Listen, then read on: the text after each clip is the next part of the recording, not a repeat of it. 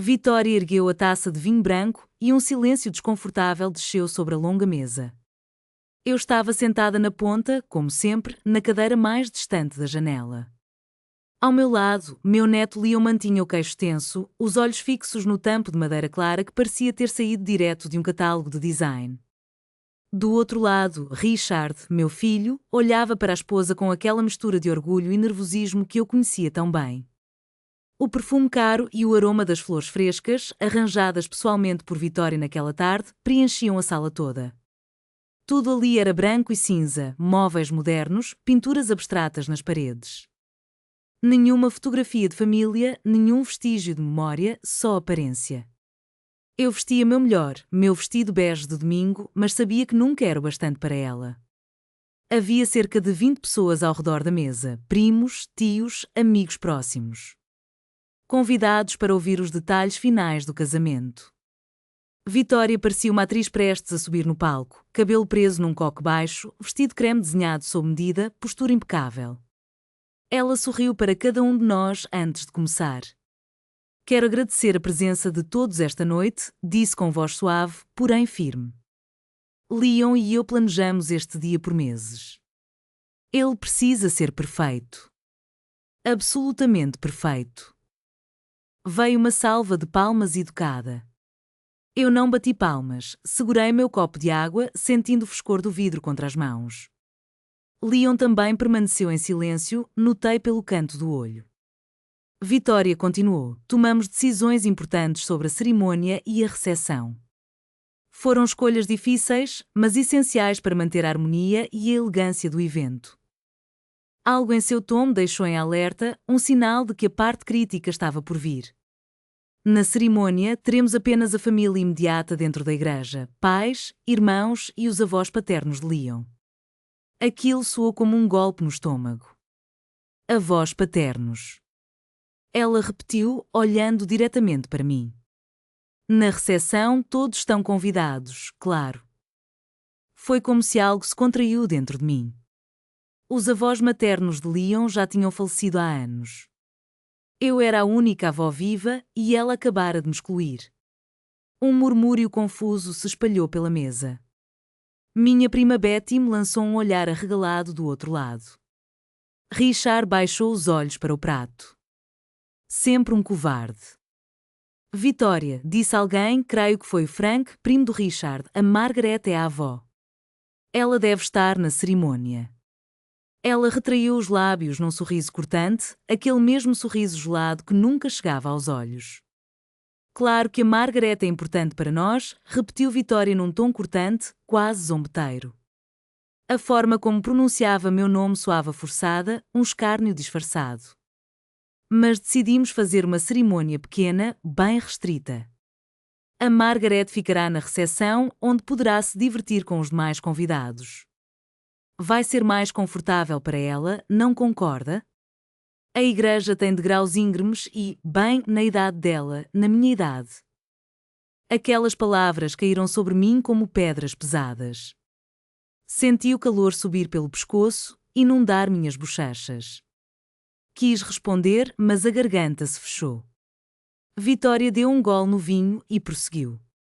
Queremos algo especial, reservado às pessoas que realmente foram fundamentais na vida de Leon. Aquelas que o moldaram, que investiram em sua educação, em seu futuro. Investido. Aquele verbo cravou-se em meu peito. Investi cada centavo que tive naquele menino. Cada maldito centavo. Quando Richard perdeu o emprego e a Vitória ainda cursava arquitetura, paguei a mensalidade do Leon por 2 anos. Vendi as joias que o meu marido me dera. Trabalhei até aos 65, costurando vestidos para as vizinhas no condomínio. Minhas mãos guardam até hoje as marcas das agulhas. Mas ela não sabia disso. Ou talvez soubesse exatamente para humilhar-me. Debaixo da mesa, senti a mão gelada do Leon apertar a minha. Vi seus dedos tremerem. Quis confortá-lo, dizer que não fazia mal, mas não consegui porque fazia sim. Fazia demasiado mal, mãe, por favor, sussurrou ele. Não o chame assim, Leon, interrompeu Vitória, ríspida. Já discutimos isso. Esse é nosso casamento, nossas regras. Como se matrimônio fosse um clube exclusivo, onde apenas alguns têm permissão de entrar. O Richard, finalmente, ergueu os olhos. Por um segundo, olhou para mim, culpa, vergonha, algo passou em seu olhar, mas não o suficiente para romper o silêncio.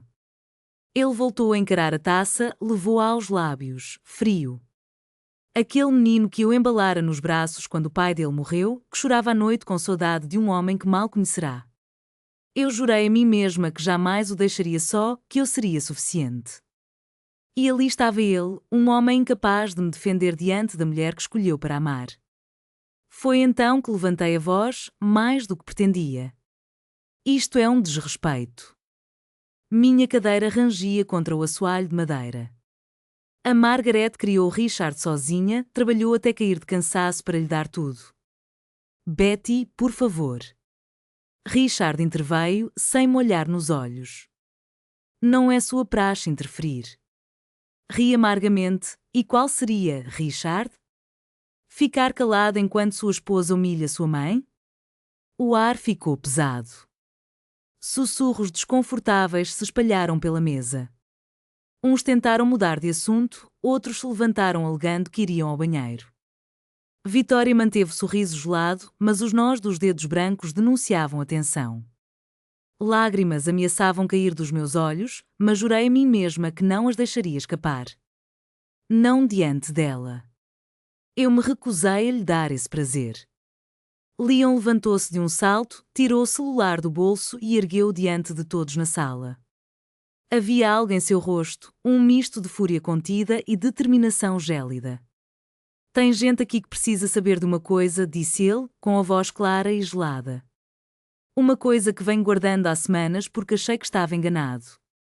Mas depois do que vocês fizeram com a minha avó, não restam mais dúvidas.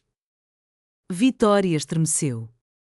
Richard deixou o copo sobre a mesa com um baque seco. Leon, não, tentou intervir o pai, mas o filho não lhe deu vez. Há 3 meses, continuou Leon, ignorando, encontrei uns documentos no escritório do meu pai. Papéis sobre a casa da vovó, o lar em que ela vive há 40 anos. A mesma casa que meu avô comprou com o próprio dinheiro antes de morrer. O silêncio que se seguiu foi ensurdecedor, meu coração parecia martelar nos meus ouvidos. Vitória e meu pai tentaram transferir essa propriedade para o nome deles. A voz dele falhou um instante. Forjaram a assinatura dela em vários papéis, tudo para vender a casa e financiar o casamento de vocês e a viagem à Europa que planejaram para o ano que vem. Senti o chão se abrir sob meus pés. Aquela casa era meu refúgio, onde criei Richard, onde ainda guardo as camisas do meu marido porque não tive coragem de jogá-las fora. O lugar dos verões da infância de Leon. Vitória ergueu-se tão rápido que a cadeira tombou para trás. Isso é mentira. Gritou, você está sobrecarregado na faculdade, confundindo tudo. Tenho as cópias, cortou Leon, exibindo o celular. Ali estavam as fotos dos documentos, e-mails trocados entre eles, conversas com o advogado contratado. Tudo. Richard ficou branco como uma página em branco, abriu a boca, mas não saiu um som. A Betty segurou meu braço, talvez temesse que eu desmaiasse. Confesso que pensei nisso, mas resisti. Permaneci sentada, olhando para meu filho, o homem que traiu todos os sacrifícios que eu fiz por ele. Mãe, Richard finalmente falou, a voz distante, quase irreconhecível. Deixa-o explicar, não é como você está pensando. O quê? Interrompi, sentindo minha própria voz estranhamente calma, vocês só queriam me roubar. Me deixar na rua. Me apagar da vida de vocês? Ele ficou sem resposta. Vitória começou a chorar, não lágrimas de arrependimento, mas de raiva. Levantei-me devagar, as pernas bambas, mas firme. Percorri com o olhar cada face à mesa, alguns desviaram o olhar, outros me encararam com pena. Mas Leon olhou para mim de um jeito diferente, com lealdade, com amor. Amor esse que não foi forte o bastante para impedir esse plano contra mim. Você não é importante o bastante para o nosso casamento, disse Vitória uma vez. Talvez ela tenha razão, eu não seja tão importante para eles. Mas esta casa é minha dignidade, é. E, acima de tudo, meu neto. Meu neto é a única coisa que ainda importa nesta família. Aproximei-me de Leon e, com a mão sobre seu ombro trêmulo, sussurrei: guarda esses documentos. Vamos precisar deles. Sem olhar para trás, segui em direção à porta. Ouvi Richard me chamando, Vitória gritando algo sobre advogados e difamação, mas ignorei tudo e continuei andando. Leon me alcançou na calçada. A noite estava fria, o vento cortava meu rosto, mas, pela primeira vez em anos, eu senti que podia respirar. Vovó, murmurou ele, as lágrimas escorrendo pelo rosto miúdo. Desculpa, eu devia ter contado antes. Você fez a coisa certa, respondi, enxugando as lágrimas com as mãos que tremiam. Esperou o momento certo.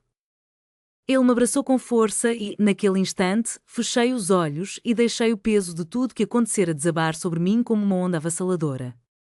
Mas havia um segredo guardado a 7 chaves, algo que eles nunca suspeitavam, uma preparação que vinha de longe, muito antes de Leon imaginar. Eu não era a velhinha ingênua que todos acreditavam. Esta guerra estava apenas começando. Naquela noite, o sono fugiu de mim. Permaneci sentada na poltrona da sala, a mesma em que meu marido lia o jornal todas as manhãs antes de partir para a oficina mecânica. Faziam 30 anos desde sua morte, mas ainda me parecia possível ouvi-lo entrar pela porta com aquele sorriso cansado, as mãos manchadas de graxa. A casa mergulhava num silêncio denso, típico de quem vive sozinho. Meu olhar percorreu as paredes forradas de fotografias, Richard aos 7 anos, de uniforme escolar, Richard se formando na universidade, Richard no dia do casamento, ao lado de Vitória, sorridente como quem acabasse de ganhar na loteria. Em todas aquelas imagens, eu sempre parecia um pouco à parte, vestida de preto, sorrindo por fora enquanto, por dentro, me sentia invisível. Quando será que tudo mudou? Quando meu filho deixou de me ver como mãe e passou a me enxergar apenas como um problema? Fechei os olhos e me deixei levar pelas memórias. Richard tinha 7 anos quando o pai morreu num acidente na rodovia, um caminhão que atravessou o sinal vermelho. Meu esposo sobreviveu apenas 3 horas no hospital. Fiquei sozinha com um menino que chorava todas as noites, perguntando quando o pai voltaria. Não tínhamos nada, o seguro mal cobriu o funeral e a casa ainda estava hipotecada. Eu trabalhava limpando escritórios pela manhã e costurando à tarde para pagar as contas. Richard cresceu depressa. Precisava de sapatos novos a cada 6 meses, de uniformes, de livros, de material escolar. Jamais lhe faltou nada. Eu, sim, pulei refeições e usei as mesmas roupas por anos, mas ele sempre teve o que precisava. Era um garoto brilhante, as melhores notas da turma, o professor afirmando que ele iria longe se mantivesse o foco nos estudos.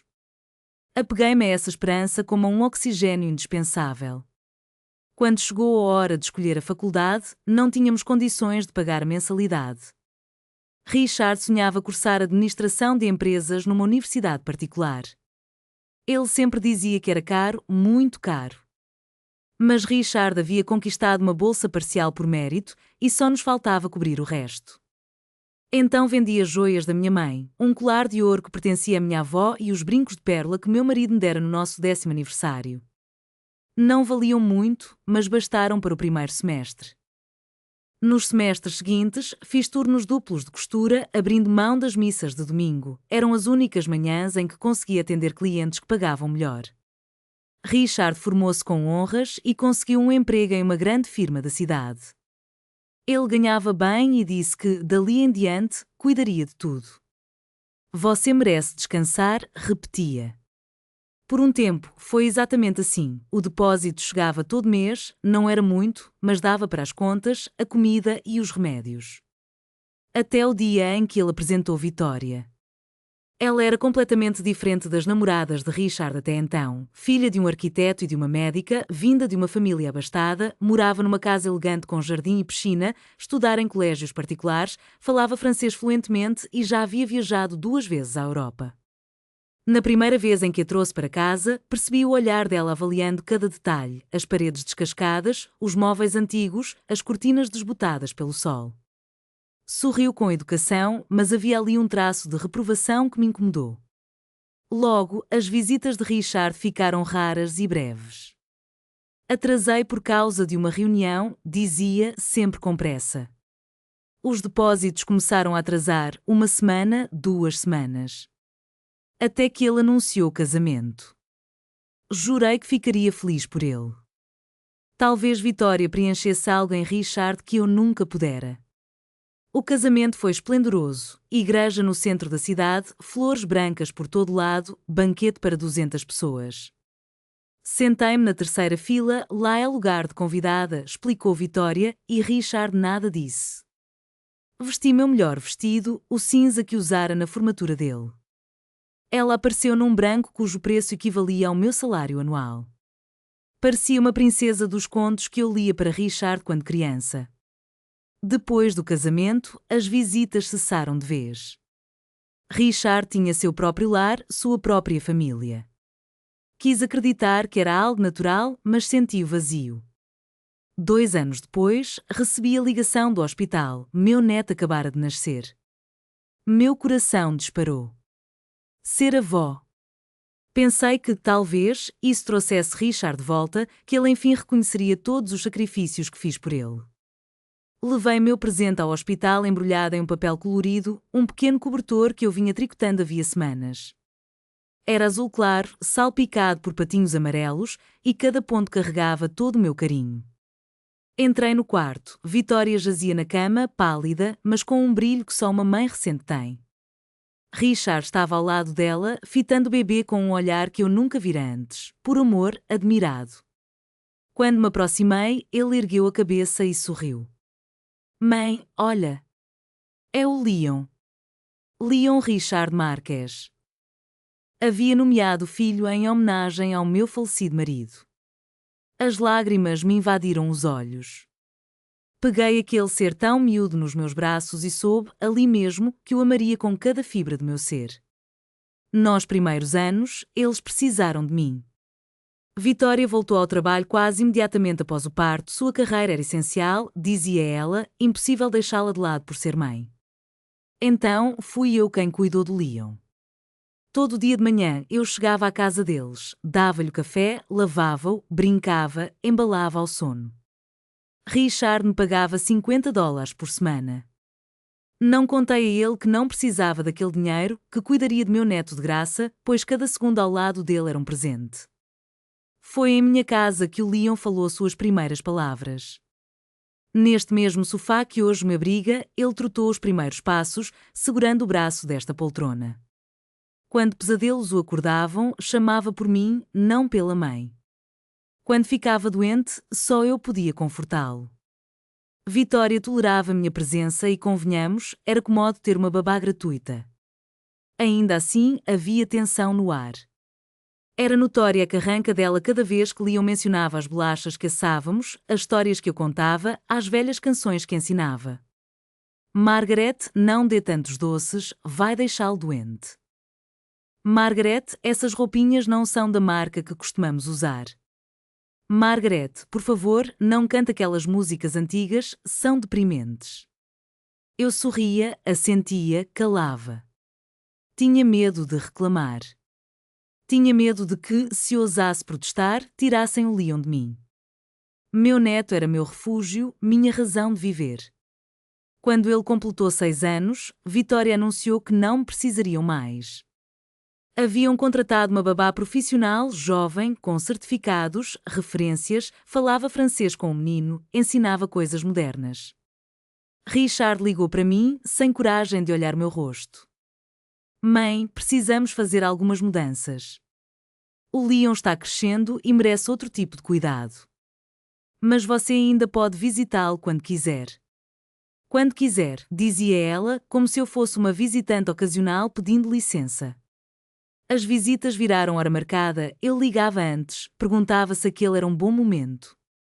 E, às vezes, a resposta vinha fria, ele tem aula de natação, música, estamos ocupados.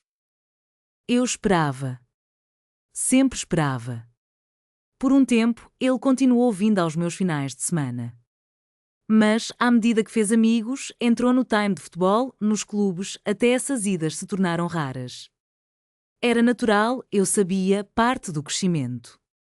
Mas senti saudades. Uma falta dolorosa, como se meus dias tivessem perdido uma cor. Leon crescia, o mundo dele se alargava e eu, silenciosa, observava de longe, com o coração apertado, guardando na lembrança os dias em que ainda era sua única cuidadora e melhor amiga. Eu ainda sinto falta daquele menininho que me abraçava e dizia que eu era a pessoa favorita dele no mundo inteiro. Mas quando Leon completou 8 anos, os depósitos mensais de Richard simplesmente cessaram.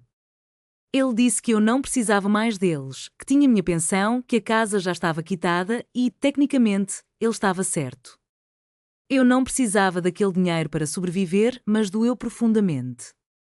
Doeu sentir que eu não era mais útil, que não servia para nada. Vitória, com seu sorriso sempre cuidadoso, começou a fazer comentários disfarçados de preocupação. Margaret, você deveria renovar um pouco esse guarda-roupa. Tem lojas baratas onde se acha coisas modernas. Margaret, esta casa é grande demais para você sozinha. Já pensou em um apartamento menor? Margaret, quando falar com o Leon, tente não reviver tanta história triste do passado. É importante que ele mantenha o pensamento positivo. Richard nunca a contradizia. Limitava-se a concordar com um aceno de cabeça e a mudar de assunto. Por cerca de 3 anos, a rotina se arrastou sem grandes mudanças até que o Leon entrou na faculdade.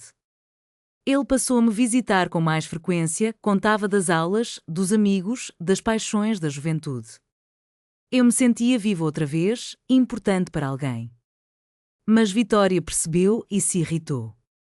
Logo começou a planejar viagens em família, passeios de final de semana, almoços, eventos, sempre justamente nos dias em que Leon achava que poderia me ver. Ele acabava desistindo, dizendo que na próxima semana viria, mas na próxima semana sempre tinha um novo programa. Cansada de sofrer por antecipação, eu me encolhi. Parecia impossível resistir àquela invisibilidade forçada. Então, há 6 meses, Richard apareceu em minha porta, coisa rara, já que ele quase nunca vinha sozinho. Trouxe uma pasta manila cheia de papéis. Falavam em trâmites legais, impostos, burocracias. Eu peguei a caneta para assinar, mas algo me deteve. Um sussurro na minha cabeça me lembrava da voz do meu marido dizendo para ler antes de concluir. Pedi para analisar os documentos. Richard franziu o senho. Mãe, são apenas formalidades, termos técnicos que você não vai entender. Aquilo me feriu. Que me achavam estúpida, incapaz. Insisti. Ele bufou, resmungou, mas deixou os papéis comigo. Passada a noite, mergulhei naquelas folhas. A linguagem era densa, cheia de termos que eu desconhecia, mas bastou um olhar atento para perceber o golpe. Pretendiam transferir a casa, meu último refúgio, o patrimônio que conquistei com meu suor, para o nome de Richard. Meu coração apertou, mas me mantive firme, não assinei nada. Guardei tudo em uma gaveta, esperando o que viria em seguida. E então, uma semana depois, o telefone tocou. Era Richard. Disse a ele que precisava de mais tempo, que queria consultar alguém. A voz dele estremeceu de raiva. Você está complicando tudo, rosnou. Não confia em mim? Depois de tudo o que fiz por você, é assim que paga? Desliguei o telefone com as mãos trêmulas. Naquele instante, soube que algo muito errado acontecia.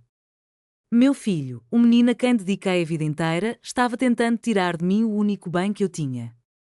Mas permaneci em silêncio. Não o confrontei, apenas esperei, observando. Afinal, em meus 70 anos aprendi que as pessoas mostram a face verdadeira quando acreditam já ter vencido. Eu precisava saber até onde iriam. Sentei-me na sala enquanto as palavras de Vitória ainda ecoavam na minha cabeça. Meu silêncio chegara ao fim. A guerra que eu vinha evitando finalmente começara, e dessa vez eu não me encolheria, eu ia lutar. Na manhã seguinte despertei com o corpo dolorido. Devia ter dormido 2 horas, encostada naquela poltrona, o pensamento em turbilhão. A luz do sol esgueirava-se pela janela da cozinha, iluminando partículas de pó que dançavam no ar. Tudo parecia antigo, gasto, esquecido, assim como eu. Preparei um café, sentei à mesa e segurei a xícara com mãos trêmulas. Não era medo, era uma fúria contida há anos, prestes a explodir. O telefone tocou 3 vezes. Era Richard. Não atendi. Minutos depois chegaram mensagens, primeiro dele, depois de Vitória. Mãe, precisamos conversar. Ontem foi um mal-entendido. Margaret, Leon está muito confuso. Queremos esclarecer tudo antes que as coisas saiam de controle. Mal-entendido. Confuso. Como se eu inventasse tudo, como se meu neto mentisse. Apaguei as mensagens sem resposta. Precisava pensar, elaborar um plano, mas, acima de tudo, precisava de provas sólidas. Leon dissera que tinha fotografias dos documentos, mas eu queria os originais, algo que nenhum advogado pudesse contestar. Vesti a roupa mais simples que encontrei e saí. O bairro despertava, Betty varria a calçada, Frank abria a mercearia. Cumprimentei-os com a familiaridade de quem convive há décadas. Eles nada sabiam do meu drama e eu não contaria a ninguém, pelo menos não ainda. Caminhei 4 quarteirões até a padaria da esquina. No canto, junto à janela, Leon me esperava. As olheiras marcavam seu rosto, a roupa amassada denunciava noites em claro. Levantou-se ao me ver entrar e nos abraçamos em silêncio. Ele exalava cheiro de café frio e cansaço. Sentei e pedi 2 chás quentes. A dona da padaria, uma mulher redonda e sorridente que conhecia Leon desde pequeno, trouxe sem que pedíssemos pãezinhos doces. Como você está?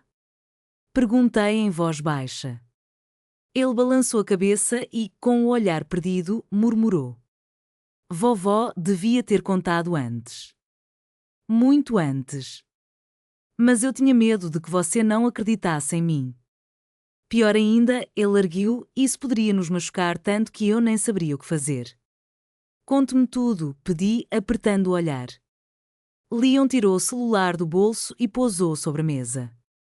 Com as mãos trêmulas, deslizou pelos arquivos até que eu vi fotografias, documentos legais com a minha assinatura falsificada, e-mails trocados entre Richard e Vitória, calculando quanto lucrariam se vendessem a casa e arquitetando formas de me convencer a assinar. Olha este aqui, disse Leon, a voz embargada, dando zoom num trecho da mensagem. É de 2 meses atrás, um e-mail da Vitória para Richard. Li em voz baixa, cada palavra cravando-se no meu peito como uma lâmina. Richard, sua mãe está sendo difícil com a papelada. Talvez seja hora de pressioná-la mais. Diga que é pelo bem dela, que a casa está grande demais. Se isso não adiantar, há outras opções. Meu primo advogado diz que podemos alegar que ela não está mentalmente apta a administrar seus bens. Basta arranjar algumas testemunhas que digam que ela anda confusa, esquecida. Não seria difícil, ela tem 70 anos. Ninguém questionaria esse enredo. O ar escapou dos meus pulmões. Declamar que eu estava louca, tirar minha capacidade jurídica, me mandar para algum asilo e, então, vender minha casa para embolsarem o dinheiro em férias e luxos. Era diabólico demais. Tem mais? Continuou Leon, ainda em choque. Achei um orçamento para uma viagem à Itália no ano que vem, 3 semanas em hotéis 5 estrelas, passagens de primeira classe. Custaria $35.000. Ele buscou outro documento e me mostrou um contrato preliminar com uma imobiliária. O imóvel já estava avaliado em $200.000. Minha vida inteira, meus anos de memórias, reduzidos a um valor num papel. O corretor é amigo da Vitória, explicou Leon. Ela combinou com ele que a casa estaria disponível até o fim do ano e prometeu comissão extra se ele trouxesse um comprador rápido. Minhas mãos cerraram o bolo de chá com tanta força que temi quebrá-lo. Como você descobriu tudo isso? Perguntei, ainda atonita. Leon baixou o olhar. Há 3 meses, fui à casa deles procurar uns livros que havia deixado lá. Eles não estavam, então entrei no escritório do papai para usar o computador e imprimir um trabalho da faculdade. A máquina estava ligada e a caixa de entrada aberta. Vi seu nome num e-mail e não resisti, comecei a ler. Depois, vasculhei as pastas do computador. Achei tudo, documentos, rascunhos, cópias. Pastas inteiras dedicadas a esse plano. Porque não veio-me contar de imediato, quis saber. Eu precisava ter certeza, sussurrou ele, com a voz embargada. Porque ele ainda é meu pai, vovó. Eu tentei crer que devia haver alguma explicação, que eu estava interpretando tudo errado. Observei, esperei, procurei por qualquer sinal de que aquilo não passasse de um engano. Mas não encontrei nada além de mais provas, mais mentiras. Então, atravessou a mesa e segurou minha mão. Os olhos dele brilhavam de lágrimas. Quando a Vitória disse ontem à noite que você não seria importante o bastante para estar no casamento, algo dentro de mim quebrou. Vi seu rosto, vi como você engolia a dor e soube que ficar em silêncio não era mais uma opção. Não importa que ele seja meu filho. O que estão fazendo é injusto. Completamente errado.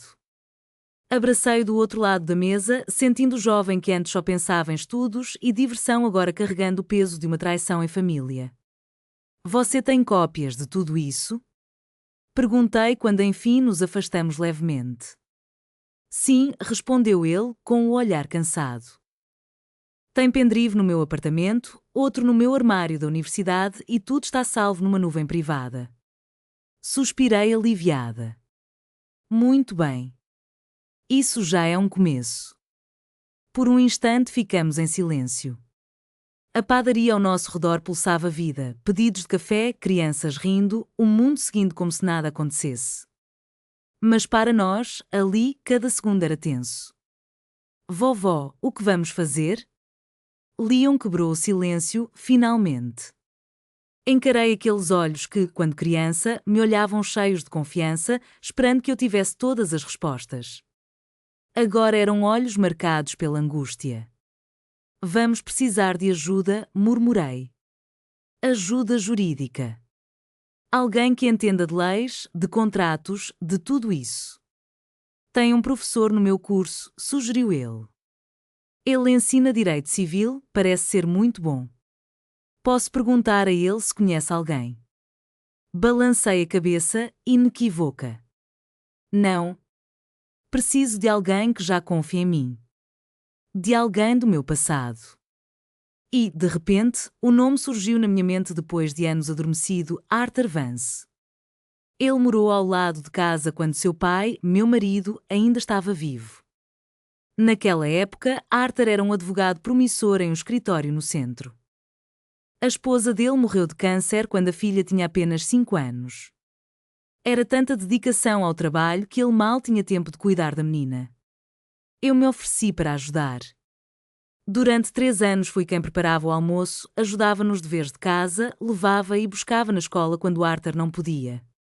Ele nunca me cobrou nada pelos assessoria jurídica que me deu quando enfrentei dificuldades com a hipoteca depois que meu marido faleceu. Dizia que era o mínimo que podia fazer em retribuição ao que fiz por sua família. Arthur saiu do bairro há muito tempo e eu perdi seu contato. Mas, naquele momento, ele era a única pessoa em quem eu confiava plenamente. É ele, anunciei a Leon. Um velho amigo, Arthur Vance. Não sei se ainda está na cidade ou se atua como advogado, mas precisamos encontrá-lo. Ele já digitava no celular. Você se lembra do nome do escritório? Algo como Vance e Associados, respondi. Era dele. Leon pesquisou em silêncio por alguns minutos. Quando levantou o rosto, os olhos brilhavam. Achei. Arthur Vance, advogado. Escritório no centro, mas meio aposentado. Ainda faz atendimentos particulares. E aqui está o número. Estendi a mão trêmula para pegar o aparelho. Será que ele ainda lembraria de mim depois de tantos anos? Será que toparia nos ajudar? Liga, incentivei. Diz que é urgente, que é para sua avó, coisa de família. Ele fez a ligação, falou com alguém, certamente uma secretária, e explicou a delicadeza do assunto. Ao desligar, sorriu. Ele pode nos receber hoje às 3 da tarde. Fica na Avenida Boulevard 243, terceiro andar. Respirei fundo, sentindo o alívio bater forte no peito. Era um passo importante. Agora, teríamos um aliado experiente para enfrentar aquela encrenca toda. Olhei para o relógio pendurado na parede da padaria, eram exatamente 10 horas da manhã. Tínhamos 5 horas pela frente. Preciso ir para casa, disse, preocupada. Tenho de encontrar toda a papelada, a escritura original, o testamento do seu avô, tudo que comprove que esta casa é nossa. Vou com você, insistiu Leon, ajeitando as mãos nos bolsos. Não, você tem aula. Não ligo para as aulas. Eu vou. Não discuti. A verdade é que eu não queria enfrentar aquele momento sozinha. Caminhamos de volta enquanto o sol, já alto, fazia o ar pesado e fazia minhas pernas latejarem. Leon ficou ao meu lado, calado, apenas seguindo meu passo. Chegando em casa, subi até o armário do quarto e puxei de lá a velha caixinha de lata onde guardava os documentos mais importantes. Era preciso que ele subisse numa cadeira para alcançá-la, pois estava no prumo mais alto, atrás de lençóis que mal usávamos. Abaixamos a caixa sobre a mesa da cozinha e a abrimos juntos. Dentro, fiquei diante de todos os papéis da minha vida: certidão de casamento, certidão de óbito do meu marido, certidão de nascimento do Richard, a escritura da casa, com o nome dele em letras garrafais e o meu logo abaixo, o testamento original. Entre as folhas, também apareceram velhas fotografias, meu vestido branco de noiva, o rostinho risonho do Richard bebê, natais que já tinham virado memória, aniversários perdidos no tempo. Uma vida inteira guardada numa caixinha de lata. Vovó, olha isso. Leon ergueu uma carta com a minha caligrafia reconhecível a quilômetros. O meu marido escrevera tudo. Para Margaret, meu amor, ele começava. Se você está lendo isto, é porque eu já não estou mais ao seu lado. Há tantas coisas que eu queria lhe dizer. Obrigado por estes anos, por me dar um filho, por transformar esta casa em lar. Esta casa é sua, Margaret. Só sua. Ninguém jamais poderá tirá-la de você. Está em seu nome tanto quanto no meu. Cuide dela. Viva nela. E, se algum dia decidir partir, que seja por desejo seu, não por obrigação de ninguém. Eu te amo. Sempre amarei. As lágrimas correram sem pedir licença. Leon secou os olhos de leve, também emocionado. Ninguém vai tirar essa casa de você, vovó, afirmou a voz firme. Juntamos todos os documentos numa pasta e, por precaução, ele fotografou cada página com o celular. Passamos as horas seguintes em silêncio, aguardando as 3 da tarde. O telefone tocou de novo, era Richard. Atendi antes que pudesse pensar. Mãe, precisamos conversar. Não há o que conversar. Assim, você não entendeu alguns pontos dos papéis. Não entendi, repeti, fria. Não entendi quais partes, se a que diz que você queria tomar a casa por inteiro ou a que planejava me colocar como louca? Do outro lado, um silêncio incômodo. Mãe, não me ligue de novo, cortei. Só quando estiver pronta para dizer toda a verdade. Desliguei antes que ele respondesse. Leon me olhou com um misto de respeito e alívio, como se finalmente enxergasse a mulher forte que sempre deveria ter sido. Às 14h30, saímos em direção ao centro. Pegamos um ônibus que nos deixou a 2 quarteirões do escritório do Arthur, num prédio antigo, mas bem cuidado, pronto para receber nossa pequena revanche. Subimos a escada rangente até o 3º andar. À nossa frente, uma porta ostentava uma placa discreta Arthur Vance, consultoria jurídica. Bati com os nós dos dedos e, quase imediatamente, ouvi uma voz familiar convidar-me a entrar. Ao abrir a porta, senti que tudo prestes a mudar. Arthur ergueu-se lentamente. Seu cabelo, agora completamente branco, contrastava com as profundas linhas ao redor dos olhos, mas o olhar continuava o mesmo, claro, direto, honesto. Margaret Marques, disse ele, esboçando um sorriso que iluminou o rosto enrugado. Há quanto tempo? Tempo demais, Arthur. Ele se aproximou e me envolveu num abraço caloroso, daqueles que nos fazem sentir protegidos. O cheiro de café e de um velho perfume masculino pairava ao redor dele entrem. Este rapaz deve ser seu neto, Leon. Apresentei-os. Leon cumprimentou Arthur com um aperto de mão respeitoso e fomos acomodados em 2 poltronas diante de sua pesada escrivaninha de madeira escura. O escritório era pequeno, mas impecavelmente organizado, estantes abarrotadas de livros jurídicos, diplomas nas paredes e, ao lado de um porta-retrato prateado, a foto de uma jovem, provavelmente a filha dele, pensei.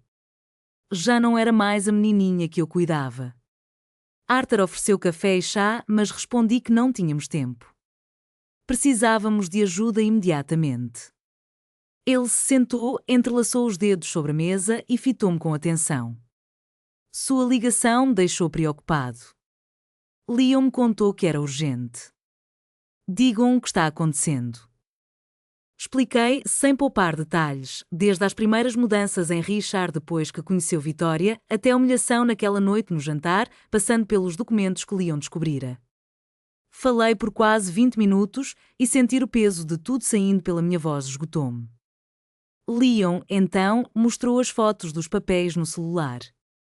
Arthur calçou óculos de leitura e examinou cada imagem com um olhar severo. Quando terminou, tirou os óculos devagar. Isto é sério. Muito sério. O que seu filho e sua nora estão pretendendo é fraude, falsificação de documentos. Se chegassem realmente a alegar sua incompetência mental sem base médica, seria abuso contra idosos. São crimes, Margaret, não apenas disputas civis. Um calafrio percorreu minhas costas. Criminais. Meu filho poderia ir para a cadeia. Não quero isso. Só quero que eles me deixem em paz. Que saiam da minha casa. Arthur assentiu com solenidade. Entendo. Mas precisa ter noção da gravidade. Eles não estão agindo por simples crueldade, estão infringindo a lei. E, se não pararmos isso agora, vão insistir de outras formas. Pedidos gentis não os deterão. Eu sabia que ele tinha razão, mas, apesar de tudo, Richard ainda era meu filho. O que posso fazer? Perguntei. Arthur recostou-se na cadeira, olhando para o teto por um instante, como se procurasse a solução ideal. Arthur ajeitou os óculos e, com voz calma, iniciou o plano. Primeiro, vamos blindar sua casa.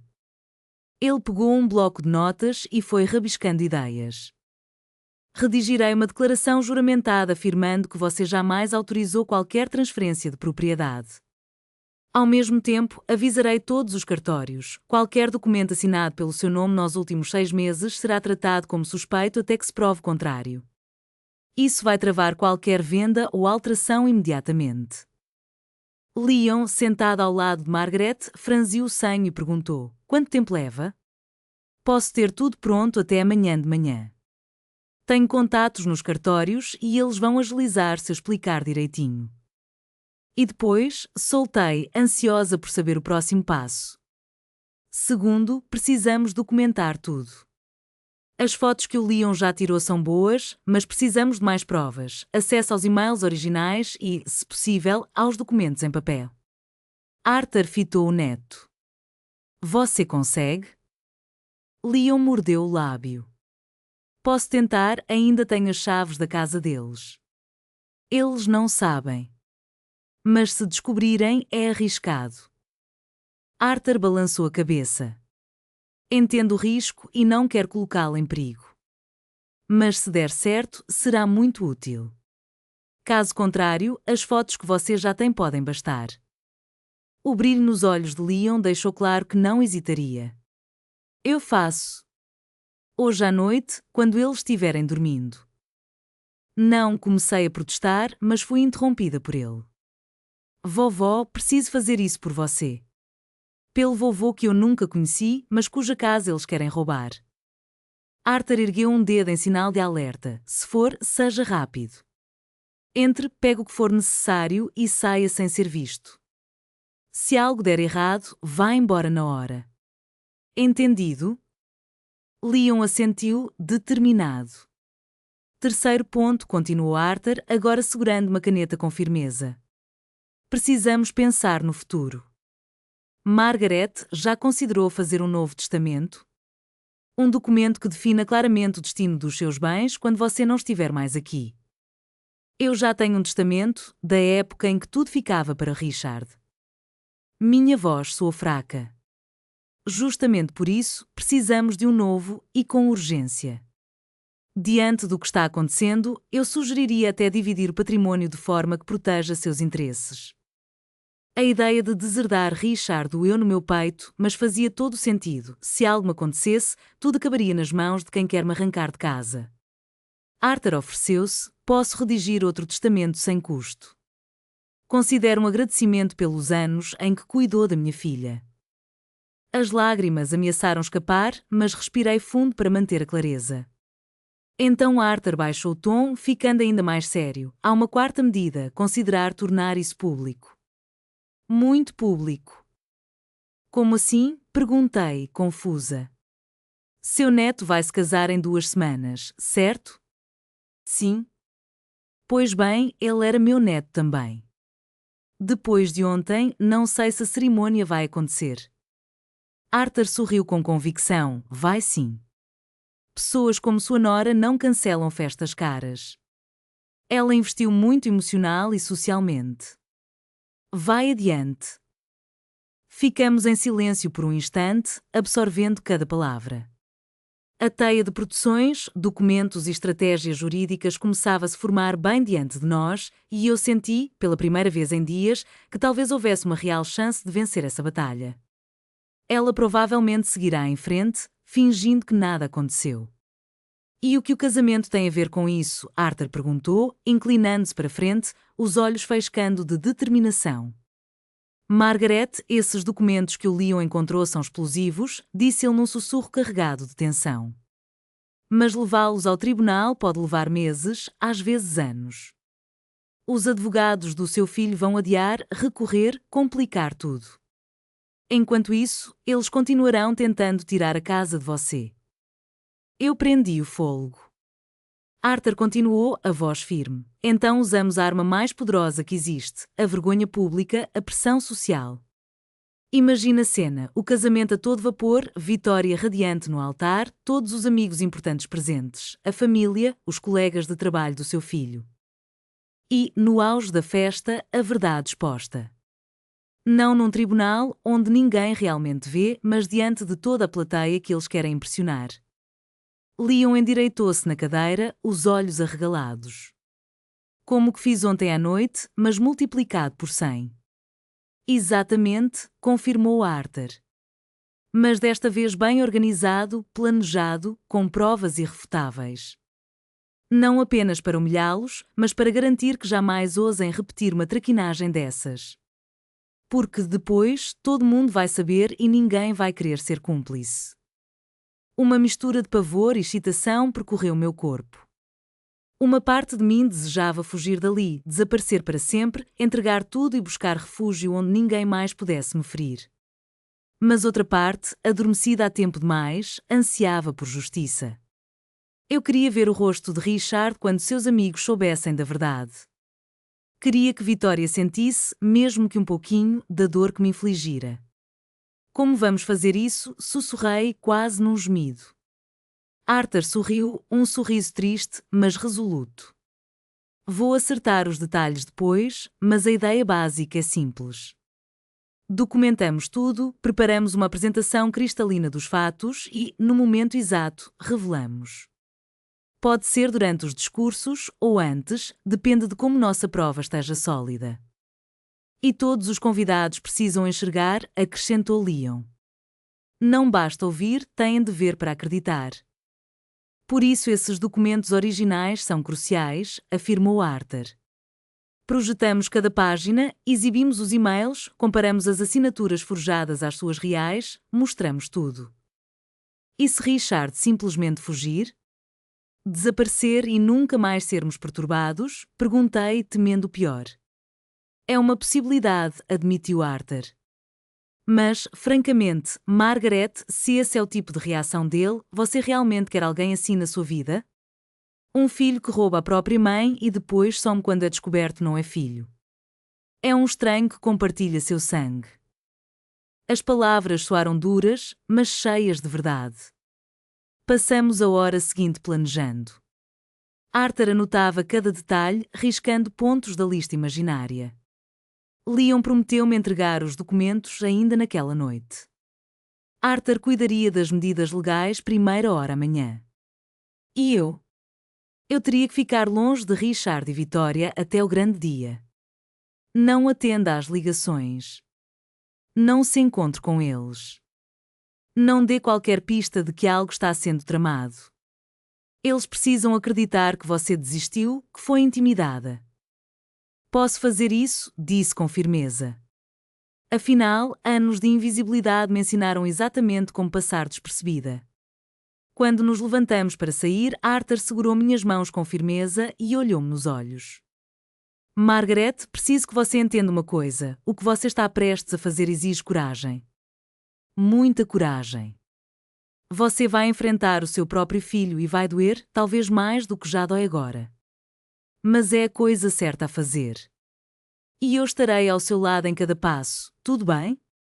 Assenti, sem conseguir falar, um nó se formara na minha garganta. Ele apertou minha mão de leve e acrescentou, com um tom quase suave. E mais uma coisa, quando tudo isso acabar, não importa como, eu quero que você considere recomeçar.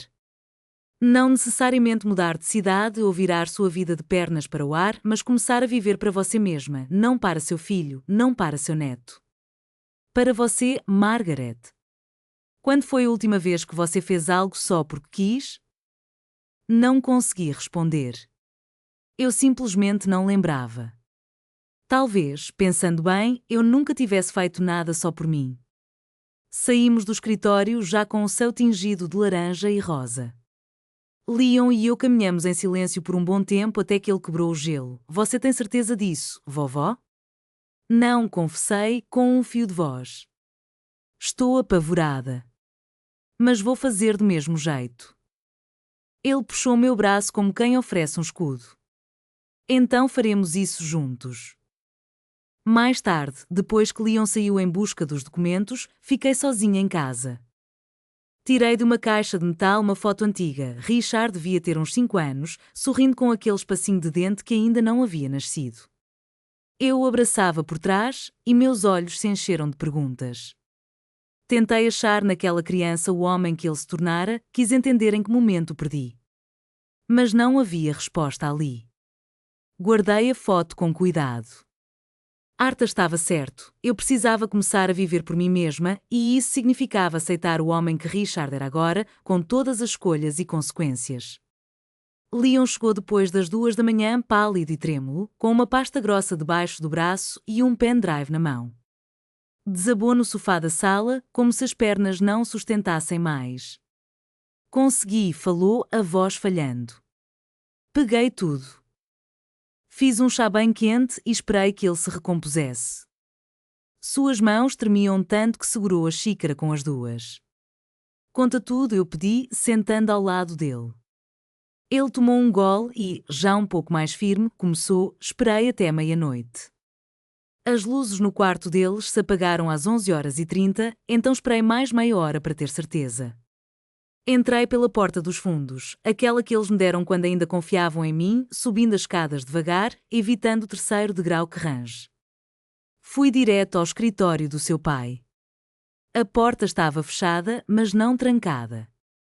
Acendi a lampada do canto, luz baixa, e comecei a vasculhar.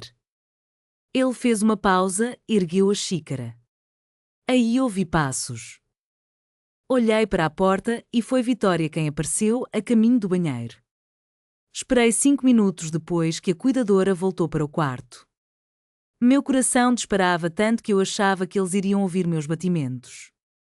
Leon se abaixou até a mesinha de centro e abriu a pasta ali deixada. Era tudo real, documentos originais, contratos preliminares de venda, e-mails impressos, anotações feitas à mão por Richard com números, cálculos e planos. Havia até um rascunho de carta para um médico, pedindo que avaliasse minha confusão mental crescente e minha suposta incapacidade de administrar meus próprios bens. Senti náusea ao ler aquelas linhas, palavras do meu próprio filho, tentando convencer um médico de que eu estava louca. Tem mais, murmurou Leon, conectando um pendrive ao laptop. Em poucos minutos, ele copiou do computador todos os arquivos relacionados, planilhas de orçamento, conversas inteiras do WhatsApp, então abriu um arquivo de vídeo. Era a gravação de uma videochamada entre Vitória e outra mulher elegante, de uns 50 anos, sentada num escritório luxuoso. Essa é a Claire, explicou Leon. Prima da Vitória e advogada. Veja o que ela diz. A imagem congelou por um segundo e, de repente, a voz de Vitória ecoou clara. Claire, preciso do seu conselho. Temos um problema com a mãe do Richard. Há um imóvel que precisamos liquidar e essa velha está atrapalhando. Não quer assinar nada. Quantos anos ela tem? Perguntou Claire com aquele sorriso frio. 70. Mora sozinha. Ultimamente anda esquecida, confusa, pelo menos é isso que podemos alegar. Clara sentiu elegância e maldade combinadas. Entendo. Há um caminho legal, requerem avaliação de capacidade mental. Se o juiz concluir que ela não pode administrar os bens, vocês obtêm uma procuração definitiva. Aí poderão fazer o que quiserem com a casa. É difícil conseguir isso? Vitória soou esperançosa. Com a idade a seu favor e alguns depoimentos de familiares ou vizinhos dizendo que ela está perdendo a razão? Não muito. Quanto vale o imóvel? Clara subiu baixinho. 2 centenas de milhares de dólares? Vale a pena o esforço. Eu passo as orientações. Mas lembre-se, Vitória, você precisa construir um dossiê sólido. Registre cada vez que ela esquecer algo, cada momento de confusão e, se precisar, exagere um pouco. Os juízes lidam com esse tipo de caso o tempo todo. A velhinha sozinha, a família preocupada, a história se vende sozinha. O vídeo chegou ao fim. Fiquei em silêncio, olhando para a tela preta, sentindo meu mundo ruir. Isso foi há 4 meses, disse Leon com voz baixa. Eles vêm planejando tudo isso há pelo menos 4 meses. Eu não conseguia falar. A traição tinha sido tão fria, tão calculada, que empalideceu todas as minhas palavras. Leon fechou o laptop e segurou minhas mãos. Vovó, podemos prendê-los por conspiração para cometer fraude e por maus tratos à idosa. São anos de prisão. A reação saiu antes que eu pensasse. Eu não quero que eles vão para a cadeia. Leon ergueu o olhar, surpreso. Por que não? Depois de tudo o que fizeram com você, depois do que pretendiam fazer? Minha voz falhou e só encontrei uma resposta. Porque ele é meu filho. Mesmo depois da traição, mesmo depois da dor que ele me causou, ele continua sendo meu filho. E eu não consigo, simplesmente não consigo, ser eu a responsável por mandá-lo para a prisão. Enquanto essas emoções me invadiam, Leon me abraçou forte. Eu chorei por tudo, pelos anos de sacrifício, pelo amor não correspondido, pela família imaginária que eu havia construído na minha cabeça e especialmente pelo garotinho de 5 anos na fotografia que já não existia mais. Quando minhas lágrimas finalmente acalmaram, Leon me olhou nos olhos e perguntou: "E agora, o que você quer fazer?"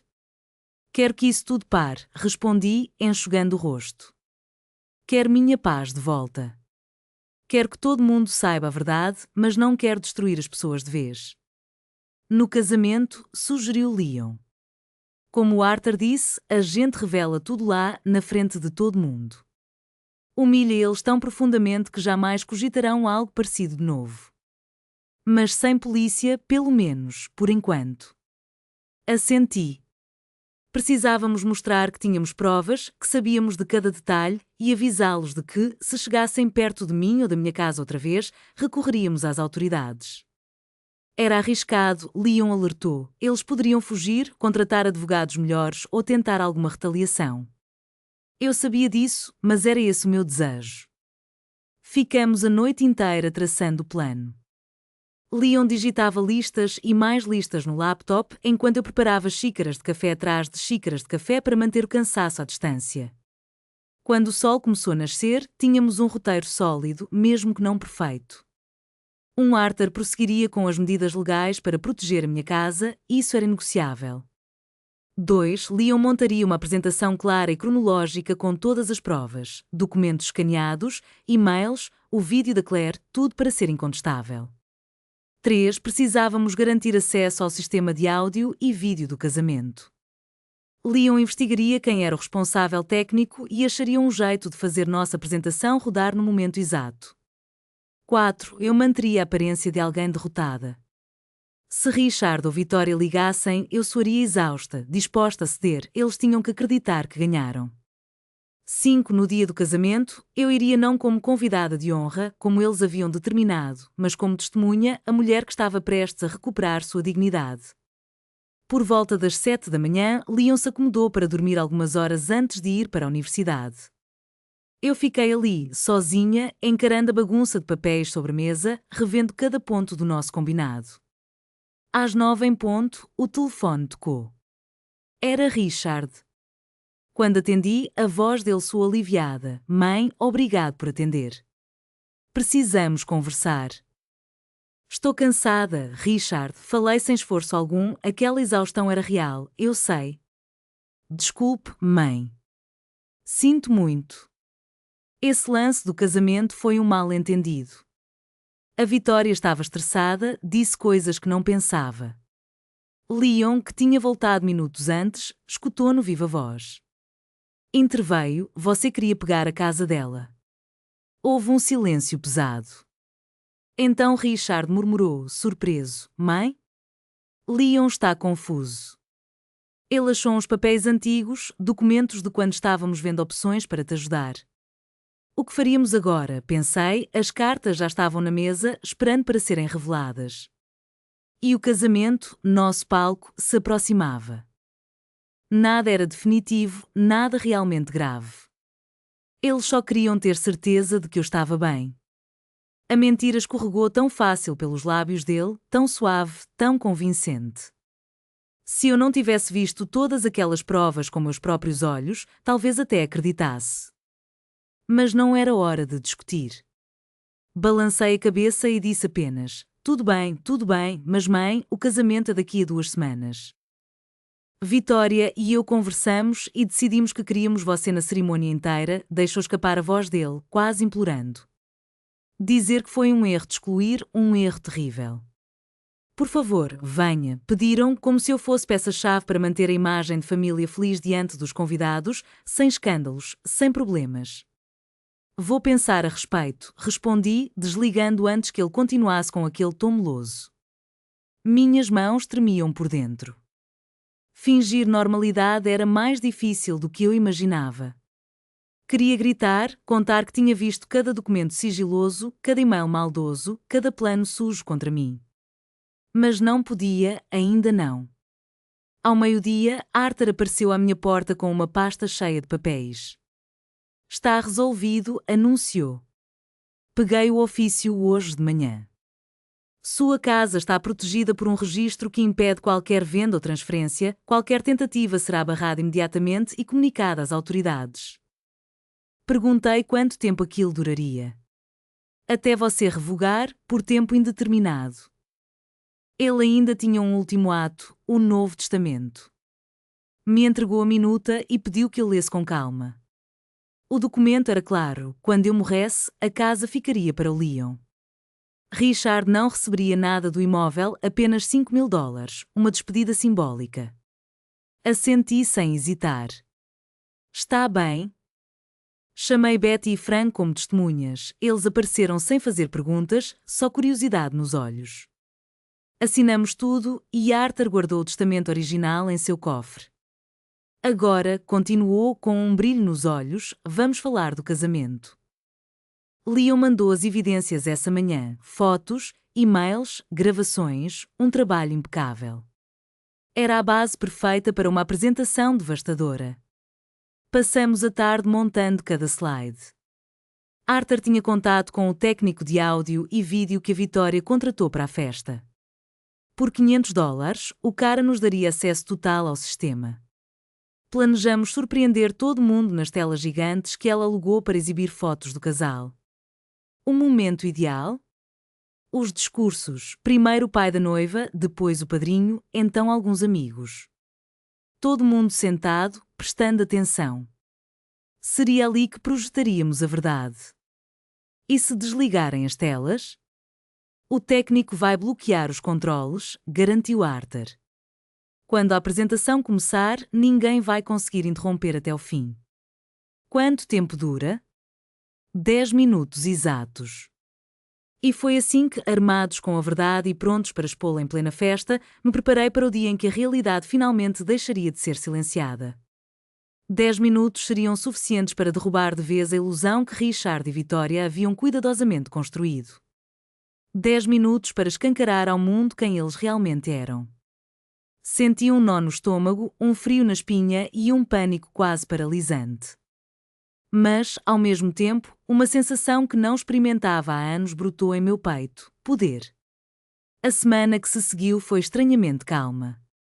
Richard me ligou mais 2 vezes e sempre repeti que compareceria ao casamento, que estava tudo bem, só precisava de um tempo para assimilar o que ocorrera. Ele suspirava de alívio do outro lado da linha. Vitória chegou a mandar uma mensagem dizendo que me reservaram lugar na segunda fila da igreja. Que gentileza! Enquanto isso, Leon ia e vinha da minha casa, trazendo novidades. A apresentação está quase pronta, vovó. O técnico está alinhado. Em poucos dias, tudo estará no seu lugar. 3 dias antes do casamento, decidi que era hora de me reinventar. Fui a uma loja no centro e escolhi um vestido vinho elegante, sem exageros, mas marcante.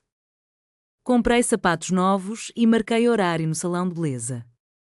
A cabeleireira me olhou com curiosidade. Dona Marquês, a senhora está linda. Alguma ocasião especial? Eu sorri diante do espelho e disse: sim, muito especial. Eu vou a esse casamento, mas não mais como a avó humilhada que se esconde em silêncio. Vou como Margaret Marquês, a mulher que sobreviveu à morte do marido, matou de trabalhar para sustentar um filho, amou sem esperar nada em troca e, hoje, não tem mais. O grande dia amanheceu claro e radiante. Levantei cedo, embora mal tivera sono, sonhara com meu marido, que me esperava na porta de casa, confiante, pedindo: defenda-se, minha querida. Eu me orgulharia de você. Tomei um banho demorado, deixando a água quente aliviar cada tensão. Vesti meu vestido vinho, calcei os sapatos brilhantes e, pela primeira vez em anos, fiz uma maquiagem leve. Quando me olhei, quase não me reconheci. Era outra mulher, mais forte, mais segura.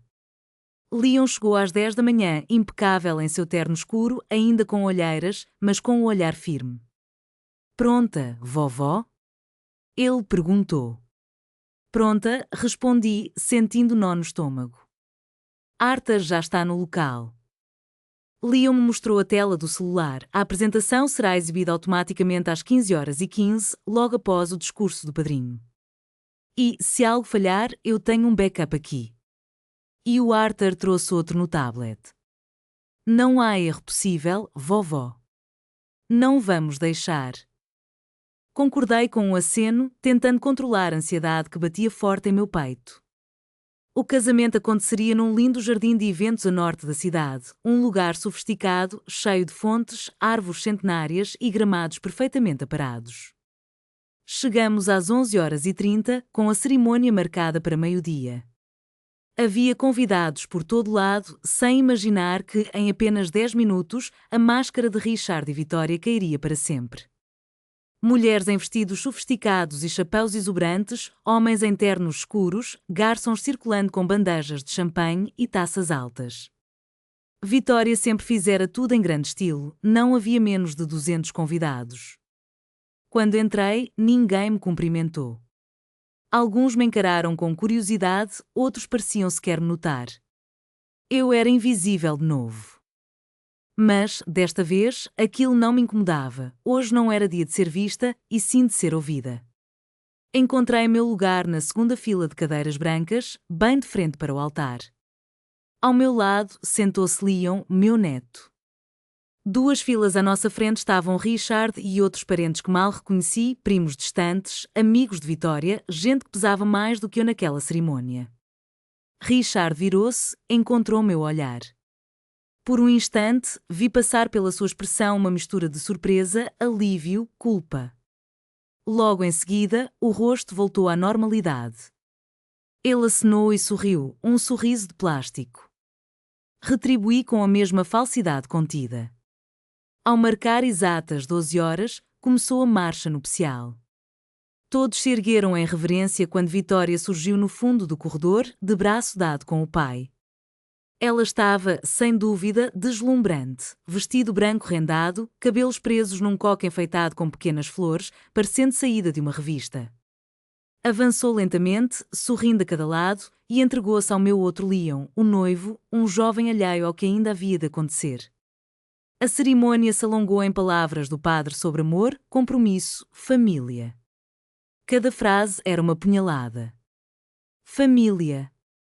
Como se eles soubessem o que aquilo significava. Trocaram votos, alianças, selaram o casamento com um beijo caloroso seguido de aplausos. Vitória irradiava felicidade, Richard, lágrimas de emoção. Meu neto apertou minha mão, só mais 3 horas, vó, sussurrou. Eu respirei fundo. Na recepção, mesas redondas com toalhas branquinhas, arranjos de flores rosa e branca, luzes penduradas entre as árvores. Um conto de fadas perfeito e falso. Colocaram-nos numa mesa ao fundo, perto dos banheiros. Eu e Leon sozinhos, como se fôssemos contagiosos. Minutos depois, Arthur apareceu, impecável num terno cinza e gravata preta. Sentou-se em silêncio, apenas assentiu. A comida veio em seguida, saladas delicadas, peixes, bifes, sobremesas dignas de vitrine. Mal consegui provar um garfo. Meu estômago estava preso num nó, Leon quase não tocou nada. Arthur, por sua vez, comia como se fosse apenas mais um casamento qualquer. Durante o segundo prato, Richard se aproximou, inclinou-se e beijou minha bochecha. Mãe, ainda bem que você veio, murmurou com voz embargada. É o casamento do meu neto, onde mais eu estaria? Respondi baixinho. Eu sei que as coisas andaram tensas, mas hoje é um recomeço para todos. Depois desta festa, podemos deixar o passado para trás e ser uma família de verdade outra vez. Família. De novo essa palavra. Suspirei, apertando a mão de Leon. Espero que, desta vez, seja mesmo possível. Eu disse aquilo sem uma pitada de mentira. Havia a esperança de que, depois de hoje, de tudo o que estava prestes a vir à tona, fosse possível encontrar um caminho para seguir em frente, mesmo sem saber exatamente como seria esse caminho. Enquanto isso, Richard sumiu entre os convidados, cumprimentando a todos com um sorriso ensaiado de quem domina o protocolo de festas luxuosas. Vitória, por sua vez, nem ousou se aproximar. Estava ocupada demais ocupando o centro das atenções, posando para fotos, trocando abraços efusivos com as amigas, soltando risadas altas como se aquele riso mascarasse sua própria insegurança. As horas se arrastavam. Cada minuto durava mais do que um suspiro. Olhei o relógio, 14h30. Restavam apenas 45 minutos. Os garçons fizeram seu balé nos corredores, recolhendo louças e trazendo xícaras de café fumegante e bolos de chá. As luzes do salão se atenuaram levemente, criando uma atmosfera quase cinematográfica. Na frente do salão, 2 telas gigantes exibiam uma sucessão de imagens. Leon ainda criança sorrindo para a câmara, Vitória descalça no campo, os dois juntos em momentos felizes, mas nenhuma foto minha, sequer um vestígio. O mestre de cerimonias subiu ao palco. Um rapaz de voz vibrante arrebatou a atenção de todos. Senhoras e senhores, chegou o momento dos discursos. Para começar, vamos ouvir o pai da noiva, o arquiteto Alonso Ruiz. Alonso atravessou o pequeno palco com a elegância calma de quem conhece melhor ângulo para falar de sua própria filha. Em pouco mais de 10 minutos, desfiou elogios, memórias e previsões de um futuro brilhante. Tudo soava tão perfeito quanto um comercial de família feliz. Em seguida, o padrinho fez sua entrada triunfal. Amigo de faculdade de Leon, ele divertiu a plateia com histórias de viagens malucas e perrengues estudantis. Risadas e aplausos inundaram o salão. Meu amor apertou minha mão, cheio de empolgação. Agora é a sua vez. O padrinho encerrou seu discurso com um brinde coletivo. Palmas ecoaram como trovões domésticos. O mestre de cerimonias voltou ao microfone. Obrigado. E agora temos uma apresentação especial para vocês. As telas tremeram por um instante e as fotos sorridentes deram lugar a um documento em letras garrafais, o título de propriedade da minha casa. Logo acima, o título chocava a todos, a verdade sobre a família Marquês. Um silêncio cortante tomou o salão. O mestre de cerimonias ficou mudo no meio da frase. Vitória se ergueu de supetão, o vidro de champanhe tremendo na mão. Richard fixava as telas com a boca entreaberta, sem acreditar no que via. Foi então que a voz de Arthur invadiu o sistema de som, calma, profissional, implacável. Boa tarde. Eu sou Arthur Vance, advogado. Lamento interromper esta celebração, mas há informações que os presentes precisam conhecer. Documentos surgiam em sequência naquelas telas gigantes, contratos falsos assinados com minha caligrafia forjada, trocas de e-mails entre Richard e Vitória negociando a venda da minha casa, planilhas detalhando quanto lucrariam com a fraude.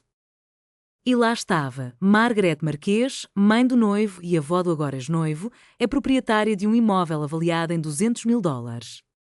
Nos últimos 6 meses, seu filho Richard Marquês e sua esposa Vitória Ruiz tramaram um esquema para roubar esse patrimônio mediante fraude. Sussurros nervosos se espalharam pelo salão. Olhares se alternavam entre as telas, eu e o casal acusado. Arthur continuava. Aqui observem estes e-mails em que combinam como forjar a assinatura de Dona Margaret. Naquele instante, soube que nada seria como antes. Uma luz fria iluminou os painéis gigantes espalhados pelo salão. Ali, em letras nítidas, aparecia o orçamento de $35.000 para uma viagem à Itália, tudo para ser pago com a venda da minha casa. Cada detalhe reluzia nas telas, as passagens, os hotéis, os passeios.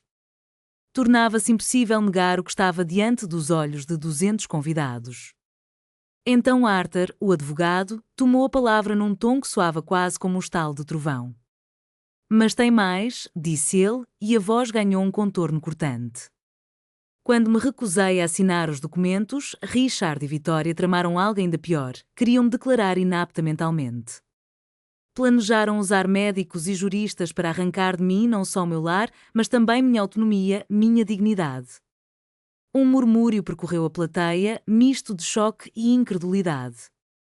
Alguns se levantaram, outros cobriram a boca. As telas mudaram para a gravação da conversa entre Vitória e Claire, a prima advogada. Lá estava ela, rindo, calculando como me chamar de louca para tomar minha casa. Do início ao fim, 2 minutos de prova incontestável sobre a farsa que conspiravam. Quando o vídeo acabou, reinou um silêncio sepulcral, 200 olhares firmes em Vitória e Richard. Ela, pálida como folha de papel, ele, com as mãos cobrindo o rosto. Arthur concluiu com voz implacável: todo esse material já está nas mãos das autoridades competentes. Agora, minha propriedade está legalmente protegida. Qualquer nova tentativa de fraude acarretará em processos criminais. Por fim, exibiram uma única imagem final, eu, anos atrás, segurando Richard ainda bebê, sorrindo com a esperança de quem faz sacrifícios sem medida. Vender joias, encarar turnos duplos, abdicar de noites de sono, tudo para garantir o futuro daquele menino. E era assim que eu recebia o retorno dele. De súbito, as telas se apagaram. As luzes do salão reacenderam em plenitude. Fiquei sentada, tomada por um misto de alívio e nervosismo, enquanto percebia 200 pessoas voltando os olhos para mim. Minhas pernas tremiam, mas não fraquejaram. Levantei-me com calma e comecei a atravessar o tapete vermelho que levava ao palco. Os convidados se afastavam, abrindo caminho. Ninguém ousava falar. Cheguei até Richard e Vitória. Ele não tinha coragem de me encarar. Ela, com a maquiagem impecável, deixava escapar rios de lágrimas. Mãe, começou ele, com a voz quebrada, isso não é o que você acha. Já sei o que você ia dizer. Interrompi, e o silêncio se fez maior ainda. Virei-me para Vitória, que me olhava com ódio puro, nem ao menos naquele instante conseguia fingir arrependimento. Sua mãe não é importante o bastante para o nosso casamento. Foi você quem disse, repeti cada palavra com precisão. Estava certa, eu não sou importante. Para vocês, eu não valho nada. Mas a minha casa valia. O meu dinheiro valia. Eu tinha valor. Até vocês perceberem que o que me restava era a única coisa realmente preciosa. Vitória abriu a boca para retrucar, mas ergui a mão. Não falo mais. Virei-me em seguida para a plateia de rostos ilustres, sociedades ricas, colegas de trabalho influentes, antigos amigos de Vitória. Desculpem por estragar a festa, disse, e me surpreendi com a firmeza da minha própria voz. Fiquei ali, de cabeça erguida, pronta para enfrentar as consequências daquele momento que mudaria para sempre nossas vidas. Eu precisava saber exatamente com que tipo de gente estava lidando, descobrir a verdade de uma vez por todas. De repente, uma senhora mais velha na primeira fila começou a bater palmas. Logo mais alguém se juntou, depois outra pessoa, e em poucos segundos metade da sala estava aplaudindo a mim.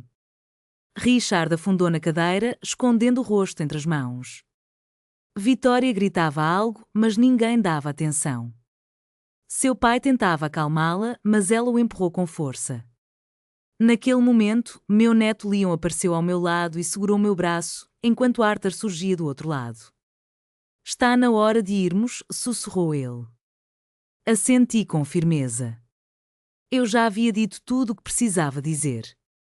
Caminhamos em direção à saída sob uma chuva de aplausos, rostos sorrindo, mãos me tocando de leve no ombro, uma mulher sussurrando parabéns, que coragem, e outra me abraçando antes de cochichar, você é muito corajosa.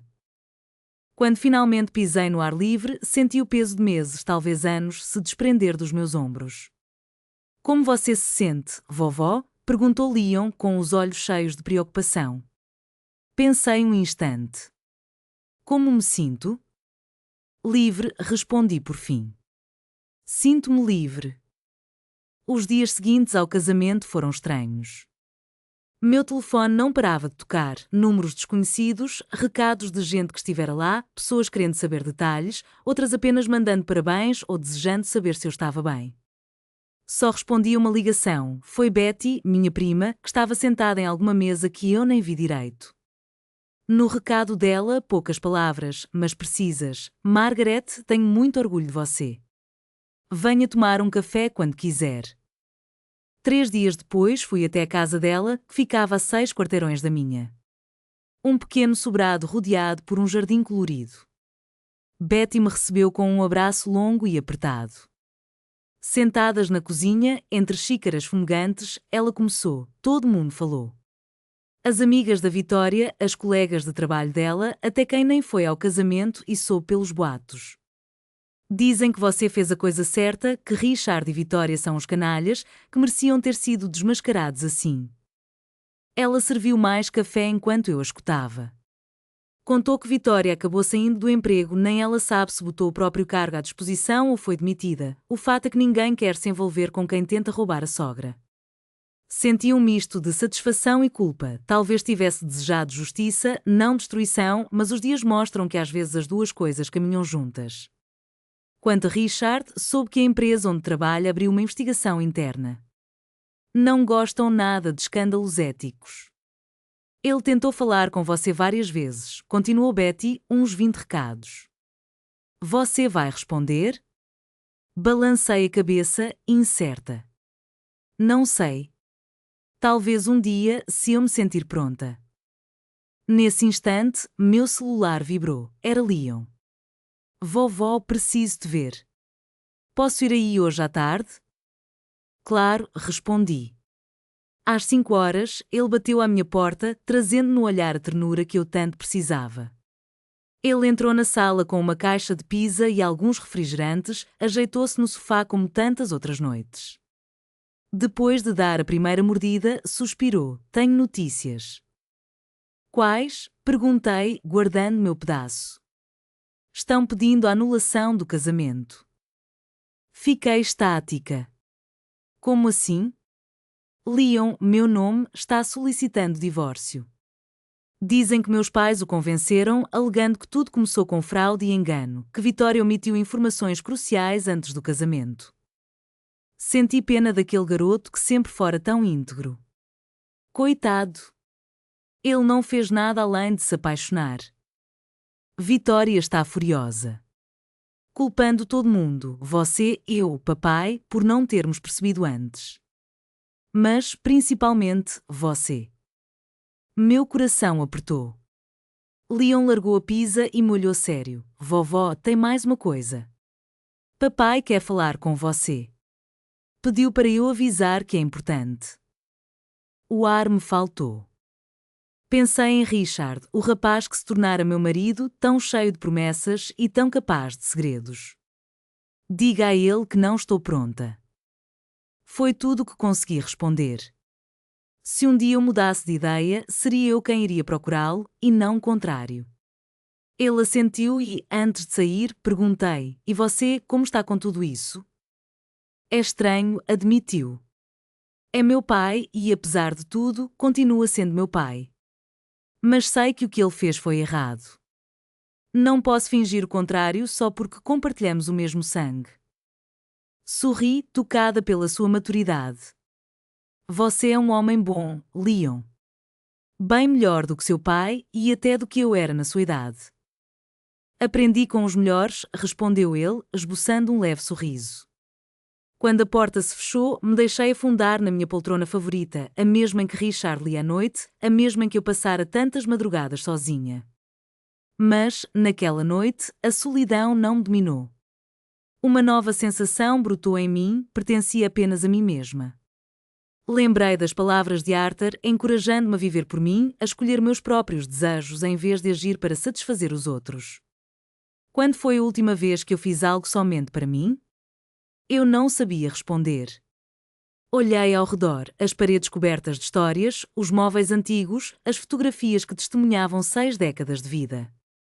Aquela era a minha casa, ninguém poderia tirá-la de mim. Talvez fosse o momento de decidir o que realmente queria fazer com este lar, com os anos que ainda me restavam. Pela primeira vez, aos 70, todo o futuro estava em minhas mãos.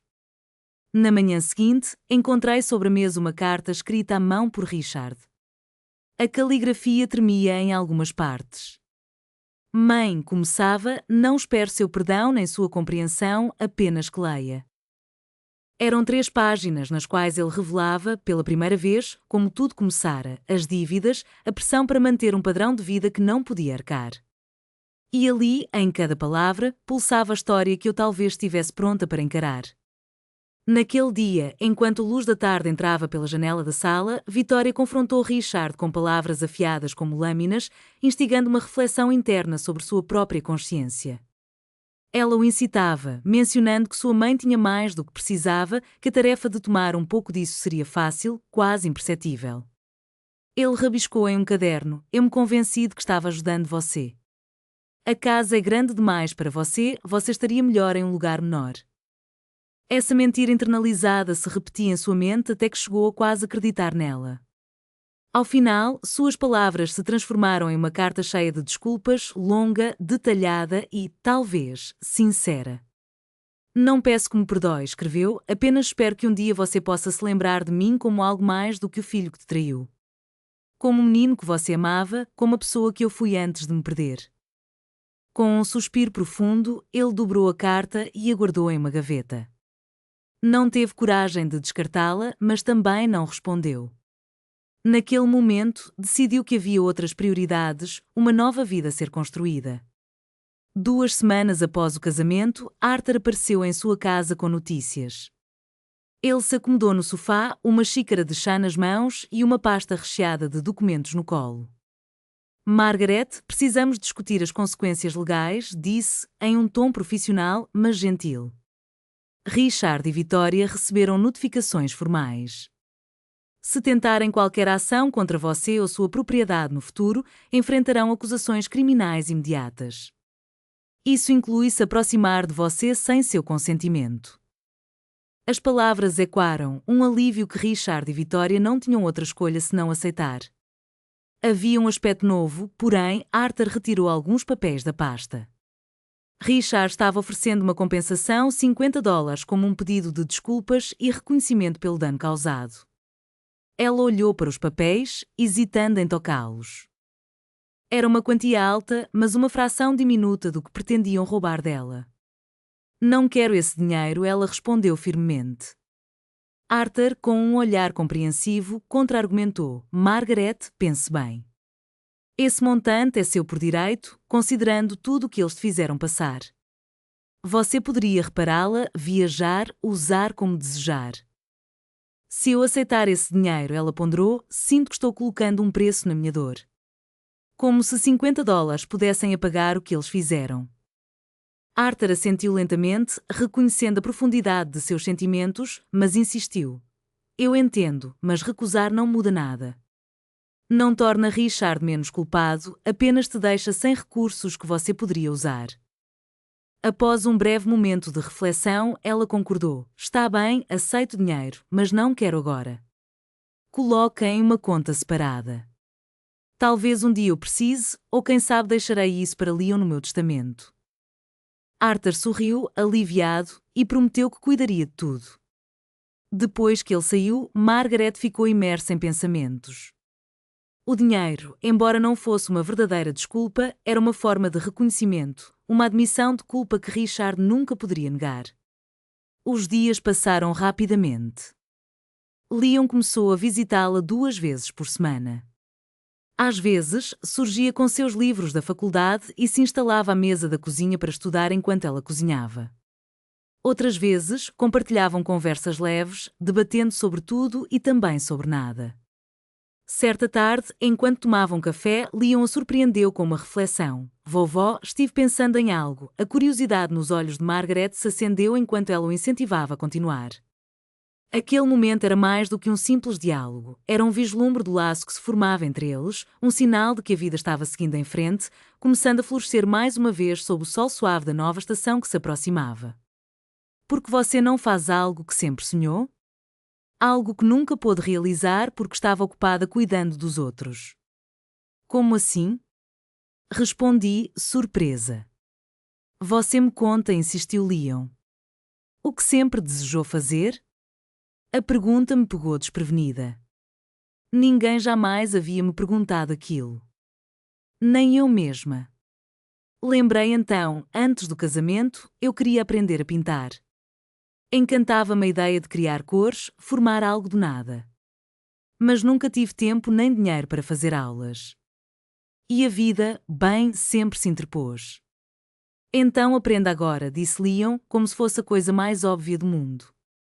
Faça aulas, compre tintas, mãos à obra. Tenho 70 anos, Leon. É tarde demais. Quem disse que existe idade para isso? Se quer pintar, pinte. Ponto final. Aquelas palavras martelaram minha cabeça. Naquela noite, procurei na internet aulas de pintura para adultos e descobri um ateliê a 20 minutos de casa, com turmas às terças e quintas-feiras à tarde, por $50 mensais. Inscrevi-me antes de encontrar desculpas. Meu primeiro dia foi desconfortável. Eu era, de longe, a mais velha, pelo menos 20 anos à frente de todos. Os colegas, jovens e cheios de autoconfiança, discutiam assuntos que eu mal entendia. Sentia-me deslocada. Até que a professora apareceu, Sarah, uma mulher de uns 50 anos, cabelo salpicado de tinta. É sua primeira vez, não é? Perguntou com um sorriso acolhedor. Sim. Não sei se deveria estar aqui. Se quer aprender a pintar, então deve estar, respondeu. Ponto final. Entregou-me uma tela em branco, pincéis e uma paleta. Hoje só brinco com as cores. Não pense, sinta. Passei 2 horas misturando azul com amarelo para criar o verde, vermelho com branco para obter rosa. Não fiz nada definido, apenas manchas e traços. Quando terminei, senti algo em mim se renovar, como se meu interior finalmente respirasse. Continuei frequentando as aulas toda semana. Aos poucos, fui melhorando. Minhas pinturas ainda eram simples, mas eram minhas. Sarah dizia que eu tinha um olhar apurado para cores e me incentivava a confiar mais no instinto. Certa tarde, após o fim da aula, ela me convidou para tomar um café no bistro ali perto. Posso-te fazer uma pergunta pessoal? Disse ela enquanto esperávamos os pedidos. Claro. Você vem às aulas há um mês, mas sinto algo em você. Uma tristeza. Ou talvez algo mais profundo. Está tudo bem? Não esperava que alguém de quem eu mal conhecia se preocupasse tanto. Ainda assim, seu jeito gentil abriu espaço para a verdade. Contei sobre a traição, a humilhação, o casamento que virou vergonha pública. Sara escutou em silêncio, assentindo de vez em quando. Deve ter sido muito difícil, murmurou quando terminei. Mas você esteve aqui. Se defendeu. Isso exige uma força que muita gente nunca desenvolve. Naquele instante, percebi que dar vida às cores era apenas o começo de uma nova fase da minha própria história. Na maior parte do tempo, eu não me sinto forte. Sinto-me cansada, envelhecida, solitária. Pois, descobri, força nem sempre se traduz em coragem escancarada. Às vezes ela é apenas sobreviver, é conseguir levantar da cama todas as manhãs e seguir em frente. Certa manhã, Sara tomou um gole do café e me olhou nos olhos. Estar sozinha não é o mesmo que sentir-se solitária, disse ela. É possível estar cercada de gente e se sentir vazia, ou estar só e, ainda assim, completa. Essas palavras ecoaram dentro de mim por dias. Um mês depois de eu começar minhas aulas de pintura, meu telefone tocou de um número desconhecido. Do outro lado, uma voz suave. Senhora Marques? Aqui é a Senhora Anderson, amiga da mãe da Vitória. Eu sei que é inesperado, mas preciso falar com a senhora. Podemos nos encontrar? Algo naquela voz me fez hesitar. 2 dias depois, estávamos frente a frente num café no centro da cidade. A senhora Anderson era elegante, havia pouco mais de 60 anos, com cabelos grisalhos perfeitamente cortados e olhos atentos que pareciam enxergar a alma. Minha filha, ela começou sem rodeios, faz 5 anos que o meu filho cuida das minhas finanças. Quando meu marido faleceu, confiei a ele toda a minha conta bancária porque achei que ele era mais jovem, mais capaz. Mas, ultimamente, notei algo estranho: dinheiro sumindo, despesas inexplicáveis. Apertei o canto da xícara sem saber se devia intervir. A senhora acha que ele está roubando de você? Perguntei, sem coragem de dizer mais. Ela suspirou. Só entendi de verdade depois de vê-la naquela festa de casamento. Quando você expôs a verdade sem medo, perguntei a mim mesma por que eu tinha esperado tanto para questionar meu próprio filho. Curiosa, perguntei o que ela tinha feito. Contratei um auditor. Descobrimos que meu filho desviou quase $120.000 em 3 anos. Investimentos falsos, despesas inventadas, tudo documentado agora. Os olhos dela se encheram de lágrimas, mas não era tristeza, era alívio. Sinto muito, ela sussurrou. Não se desculpe, respondi. Eu vim aqui para agradecer. Se não fosse você, eu ainda estaria deixando que o roubassem, ainda seria aquela mãe ingênua que confia cegamente. Passamos mais de 2 horas trocando histórias, dor, vergonha, mas também esperança de que nunca é tarde demais para retomar o controle da vida. Ao nos despedirmos, ela me abraçou forte. Mulheres como nós precisam lembrar: bondade não é fraqueza, confiança não é burrice e merecemos dignidade, disse ela. Em casa, tarde da noite, refletia enquanto as outras mulheres, talvez sentadas sozinhas em suas salas, sofriam em silêncio, acreditando não ter escolha. E então, uma ideia nasceu. Minha história pode ajudar outras mulheres a encontrarem sua própria voz. Peguei o telefone e liguei para Leon. Vovó, tá acordada? São 11 da noite. Estou bem. Melhor do que bem, querido. Preciso da sua ajuda com algo importante. Quero contar minha história para o mundo. Não se trata apenas de contar o que aconteceu naquele dia de casamento, repliquei num tom grave, do outro lado da linha. Eu quero narrar tudo, desde o início, para que outras mulheres saibam que não estão sozinhas, que elas podem se defender, que nunca é tarde. Houve um silêncio. Até que, com a voz vibrando de entusiasmo, Leon finalmente falou. Vó, isso é incrível. Como a senhora quer fazer isso? Ainda não sei, respondi. Talvez um blog, redes sociais, entrevistas. Você é jovem, entende dessas coisas. Podemos montar uma plataforma completa. Minha história merece ser ouvida não só por mulheres como eu, mas por todo mundo. Naquela noite, adormeci com uma velha sensação ressurgindo: propósito. Direção. Um motivo para levantar da cama além do mero esforço de sobreviver. Eu percebi que minha vida não tinha acabado com a traição do Richard, ela estava apenas começando. 6 meses depois do casamento, tudo havia mudado. Com a ajuda do Leon, criei um blog que batizamos de Nunca é Tarde. Ali escrevi cada detalhe da minha trajetória, as traições, as dores profundas e cada instante de vitória. A resposta foi avassaladora. Em 2 semanas, recebi 1000 comentários. Em um mês, eram 10.000 mulheres de todos os cantos, contando suas próprias histórias, algumas piores que a minha, outras apenas desconfiando de algo errado.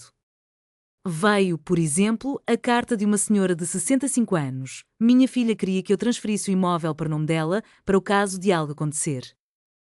Depois de ler seu relato, contratei um advogado. Obrigada por me salvar. E a de outra, de 72 anos. Meus filhos me colocaram numa casa de repouso contra a minha vontade e venderam meu apartamento. Graças ao seu blog, consegui ajuda legal. Hoje estou de volta ao meu lar. Cada mensagem partia meu coração e, ao mesmo tempo, o curava. Cada história me lembrava porque eu tinha decidido falar. Leon e eu então começamos a gravar vídeos. Ele cuidava das câmaras enquanto eu falava para o público. No início, senti-me estranha, velha, cansada, mas Leon me assegurou: é isso que as pessoas precisam ver. Uma mulher de verdade, não uma atriz, não uma modelo. Apenas Margareth Marques, com suas rugas, a voz trêmula e a verdade nua. Os vídeos viralizaram. Um em que falei sobre perdoar a si mesma por confiar em quem não merecia ultrapassou 3 milhões de visualizações. Outro, sobre recomeçar após os 70, chegou a mais de 5 milhões.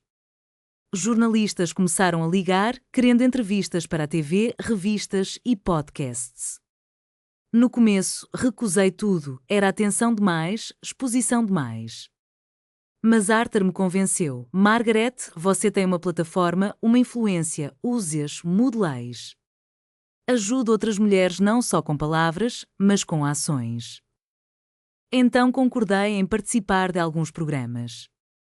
Em um matinal nacional, fui tratada com respeito e dignidade. A apresentadora não só quis saber dos meus dramas, mas também das minhas pinturas, da minha nova vida e dos meus projetos.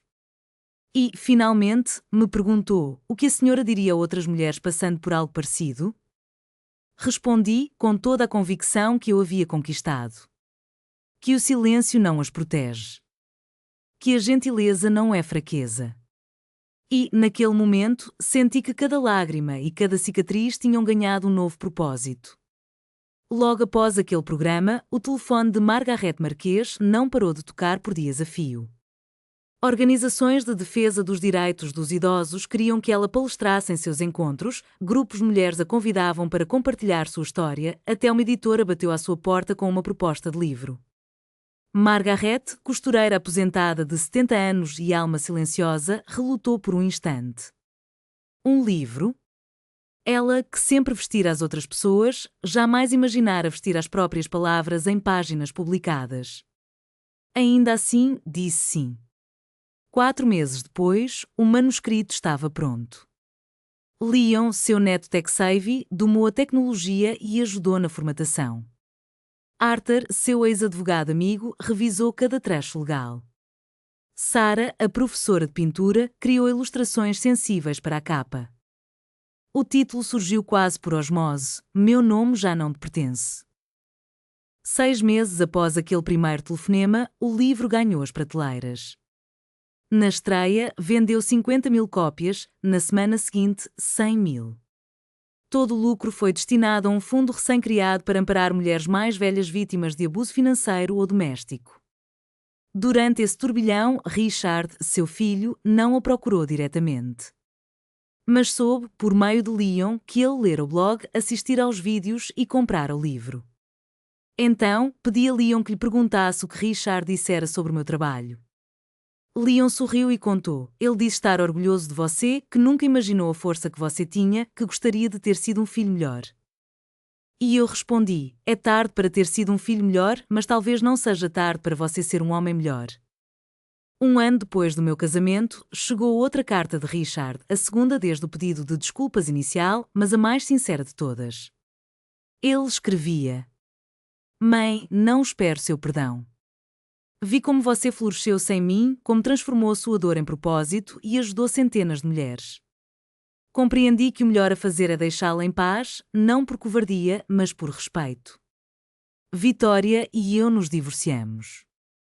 Estou em terapia, tentando entender como me tornei aquele homem que fui. Não sei ainda todas as respostas, mas estou à procura. Eu amo você, mãe. Sempre amei, mesmo sem saber como demonstrar. Richard. Releio essa carta 3 vezes antes de guardá-la junto à primeira. Talvez um dia eu responda. Talvez, um dia, nosso diálogo se reconstrua. Mas não hoje. Hoje eu tinha outras prioridades. Minha casa não soava mais vazia. Nas terças e quintas, dedicava-me às aulas de pintura. Às segundas e quartas, levava minhas palavras a centros comunitários. Às sextas, sentava-me à mesa com Leon, saboreando seu riso jovem. Nos fins de semana, pintava, escrevia e descansava.